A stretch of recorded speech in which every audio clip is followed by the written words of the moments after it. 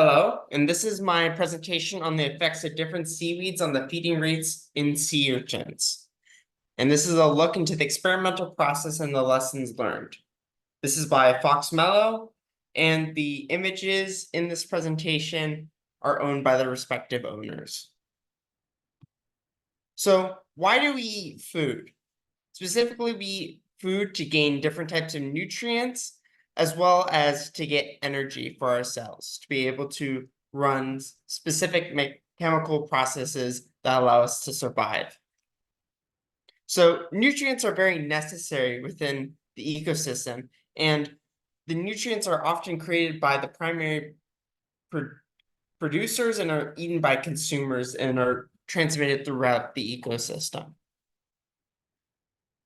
Seaweed nutrition is especially interesting as seaweeds have many different types of nutrients that we use, and specifically the one that I'm going to be looking for in my overall thesis is the polyunsaturated essential fatty acids, also known as PUFAs. But also many other different types of nutrients are found within the seaweeds. Sea urchins are the main organism that I'm going to be looking at and determining the feeding rates from, and they are invertebrates, and they're found in the phylum Echinodermata, and they're in the class Echinoidea. And the sea urchins are typically closely related to sand dollars. So the sea urchins are very good for specifically being prey for other organisms, as well as regulating the different types of algae within the ecosystem, preventing harmful algal blooms and controlling the kelp populations. However, sea urchins are a problem within the ecosystem right now as they lack effective predators like Pycnopodia, also known as the sunflower star. So in my experiment that I'm doing for my thesis, I'm taking these sea urchins and feeding them 5 different types of seaweeds to be able to determine whether the sea urchins have a preference of their food through the feeding rates of the sea urchins. And I'm also going to look and see if I can explain them using fatty acid analysis. So my overall thesis is struggling as there's a lot of different problems that I've come up with and I've had to solve. And so I'm going to be going over some of those problems and how I solve them. Problem one is, how can I feed my sea urchins? And the way I solve this is I managed to run together a bunch of buckets and some water and some air bubblers to be able to make sure that I have replicatable containers so I can have my sea urchins live and survive within the area. The problem too is what seaweed species that I could find for my sea urchins. And the way I solved this is I found 5 different types of species of seaweeds that are typically found in the intertidal zone off the Oregon coast here at the Oregon Institute of Marine Biology in Coos Bay, Oregon. And the ones I chose were Nearshore luticana, Corallina vancouverensis, Ovalatuca, Maziella, splendens, the subspecies fulgens, and this egregia species that are typically found here.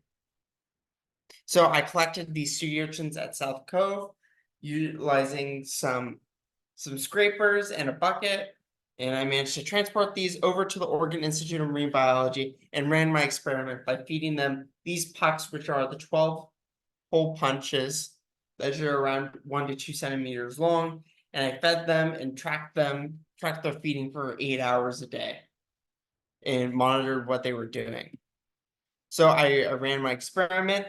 I randomized the numbers of seaweed so I can determine which treatment set they had, as well as I tracked how many pucks they were fed and how many pucks were remaining at the end of the day. One of the problems that I found during this is that I found that the sea urchins would when presented with a large amount of food, specifically with the egregia and the ovolactuca, they would hide it underneath themselves and continue to feed even though that they wouldn't consume it. And this would result in them holding the food for longer periods of time and not consuming it. So it would hamper the number of my counts, as well as they would also, I would say, bomb it out the seaweed once they realized that they didn't have to hold on for it for longer, and it just sprayed all around the pools, as you can see in the photo on the right. So I solved this by removing the seaweed from them and making sure that the pieces that were consumed, and I would weigh them to make sure that the food was adequately consumed and track so I can measure the dry weights and the wet weights of the sea urchins. The seaweed that I fed the sea urchins. So I ran data analysis and I managed to track all the different pucks fed, pucks consumed, the standard weights, the wet weights, and the dry weights that I did, and managed to translate those into data that I could use for my data analysis on R. And so my models at this time, I have found that there is a significant difference between the ovolactuca and the other groups, while some other groups also have some differences, but not anything really conclusive yet. So thanks, I managed to explain. This basically shows that the ova would eat around 5.5 milligrams of seaweed per hour, while the egregia would tend to eat over 15 grams per hour, 3.3 times more than the ova. And the others are similar when they eat less than the 5 grams per hour. So right at this point, the green has been shown to consume a lot more than the other groups, while the brown seaweeds, the egregia and the nearshore, are very similar, while the red seaweeds, the Masiella and the corallins, are a little bit lower than the browns, but the greens are significantly higher. However, when you convert this into the dry weight, you can see that the egregia is consumed at a much higher rate compared to the ova and the nearshore, and the Masiella and the corallina are way behind. And this you can see in just the pure dry weight consumed, it's very similar to the previous one. So why might this be? Some of the data show that I've read in the fatty acids when I'm going to be doing this in the future and making sure that these ideas are correct. But the ova and the egregia have high amounts of fatty acids, while egregia has a little bit more. The corallins have been shown to have fatty acids, that might be useful, but are harder to get because of the calcium carbonate structure. And the Masiella might have more carbohydrates and proteins, which may explain why it's being eaten less, even though it's similar to the ova in it being a fleshy blade. So in the future, I'll be sacrificing the urchins after the entire experiment to make sure that we can run the fatty acid analysis.